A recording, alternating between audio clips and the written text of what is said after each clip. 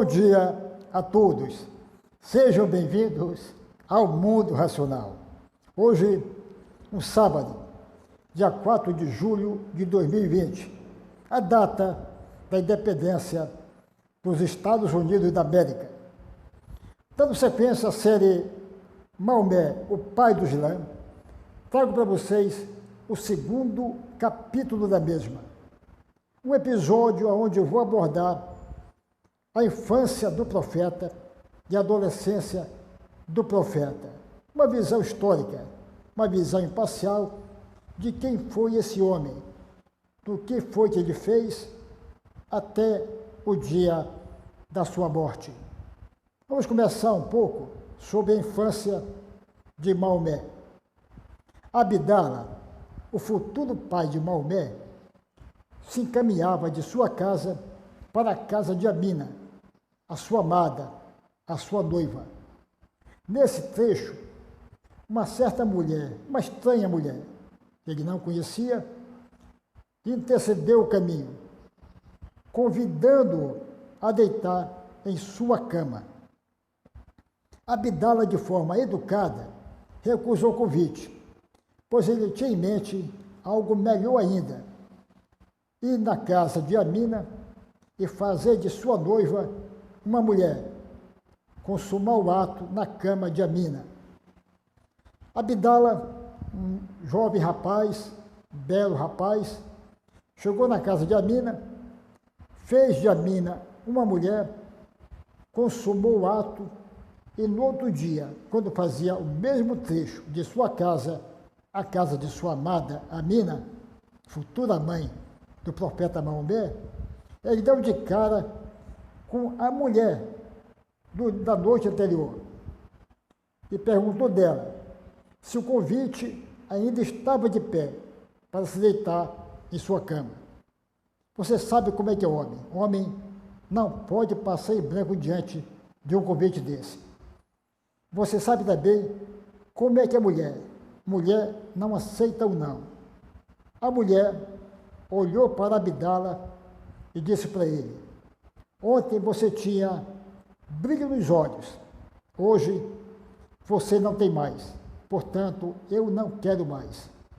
A partir de agora, vou deixar vocês com algumas imagens para contar o tempo de menino, o nascimento de Maomé, a sua infância e a sua adolescência. E no final, retorno para tecer algumas considerações. Segundo a tradição islâmica, o brilho visto pela mulher nos olhos de Abdala era porque naquela noite ele e sua noiva, Amina, teriam relações sexuais concebendo o embrião de Maomé. Portanto, de acordo com a crença islâmica, esse suposto brilho era a manifestação da semente do profeta. Isso, minha gente, não tem nada de verdade. É apenas um mito criado para dar uma aura sobrenatural ao nascimento de Maomé. É tão factual quanto a lenda dos Reis Magos e da Estrela de Belém, na literatura cristã. Tudo isso era para dar um ar transcendente ao nascimento desses meninos. Naquela noite, houve a concepção de Maomé no útero de sua mãe, Amina. O pai, coitado, morreu antes do filho nascer. Amina ficou grávida e sozinha nesse mundo. Como fazer para sustentar um filho sem um pai? Com Abdala vivo, já era difícil a vida. Imagina agora. Eles eram pobres, tinham somente algumas ovelhas e 5 camelos. Amina, coitada, tinha um futuro sombrio pela frente. Porém, contrariando tudo isso, ela enfrentou os obstáculos da vida, teve seu filho e conseguiu dar uma infância minimamente saudável a ele. Ainda criança, Maomé aprendeu muita coisa sobre o deserto com uma família de beduínos. Isso era extremamente necessário para que uma criança crescesse forte e tivesse condições de enfrentar a vida quando adulto. A mina não viveu muito para curtir seu filho, pois veio falecer quando mesmo tinha apenas 7 anos. O futuro de Maomé era inglório, virar escravo, era trabalhar duro pelo resto da vida em troca de pouca comida. Já tinha perdido o pai antes mesmo de nascer e agora a mãe. O avô de Maomé o acolheu em sua casa, mas foi por pouco tempo, pois veio a falecer também. Depois desse outro percalço da vida, a sorte de Maomé começou a virar. Ele foi adotado por Abu Talib, irmão de seu falecido pai. Maomé, pela primeira vez na vida, tinha uma família completa. Para a sorte de Maomé, seu tio, Abu Talib, era um sheik, um chefe de clã, um grande mercador, em outras palavras, um homem rico e poderoso. Naquele tempo, não havia rei. As cidades eram reuniões de clãs, e o clã de Abu Talib era muito forte e poderoso. Mas ele não andava sozinho na cidade, repartia o poder com um carrinho, o sujeito que cuidava dos cultos religiosos, digamos, um porta-voz entre os deuses da tribo e o povo. Eles tinham o prazer de falar em rimas. A justiça era comandada pelo Hakam, um juiz de pequenas causas. Esse sujeito era o responsável pela aplicação das leis. Era muito fácil o trabalho dele, pois a ética que reinava naquele tempo era do olho por olho e dente por dente.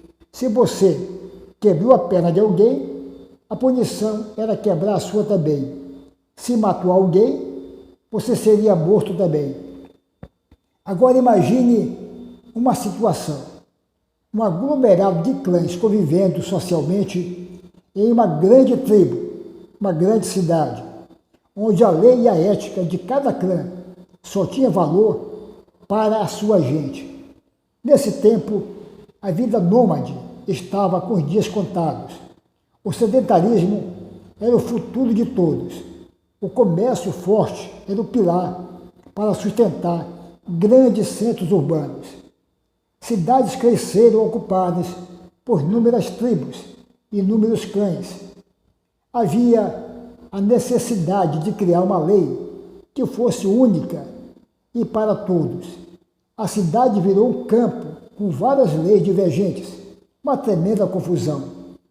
Pois se uma pessoa de um clã matasse outra pessoa de outro clã, a lei do clã da vítima não tinha poder nenhum sobre a lei do clã do assassino, e o criminoso ficava impune, pois a lei de seu clã só valia para pessoas, para o seu povo.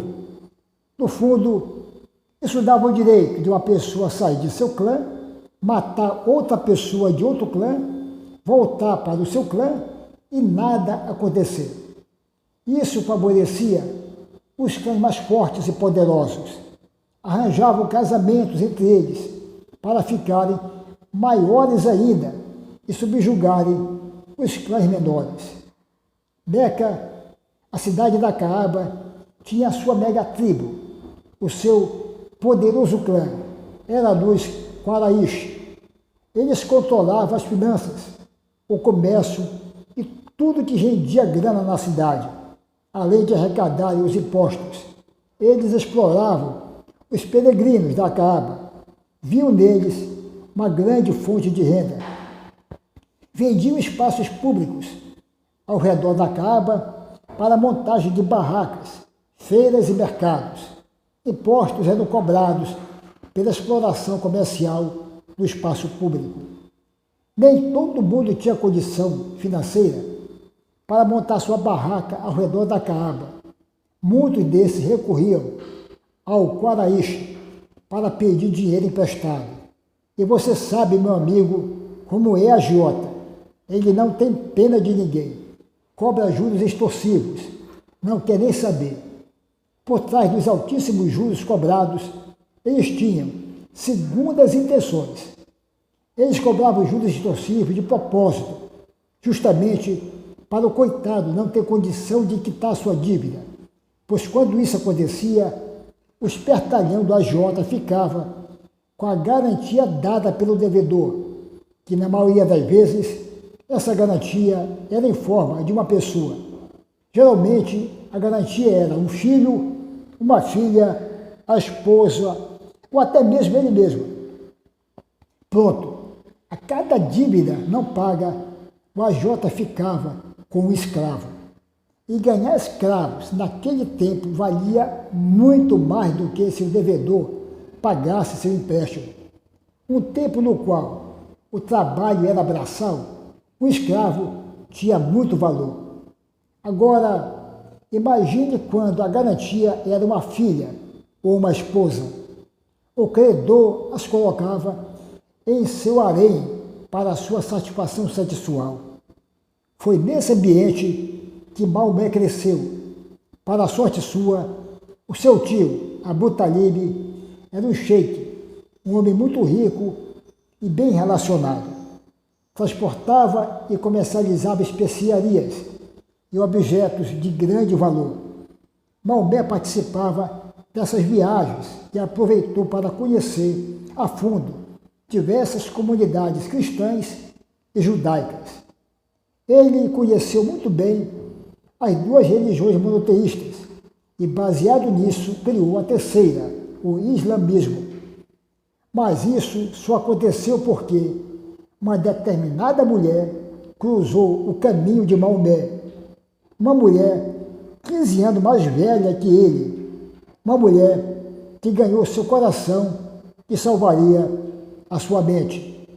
No próximo sábado, não perca o terceiro episódio da série Maomé, o pai do Islã. Um grande abraço a todos e até mais.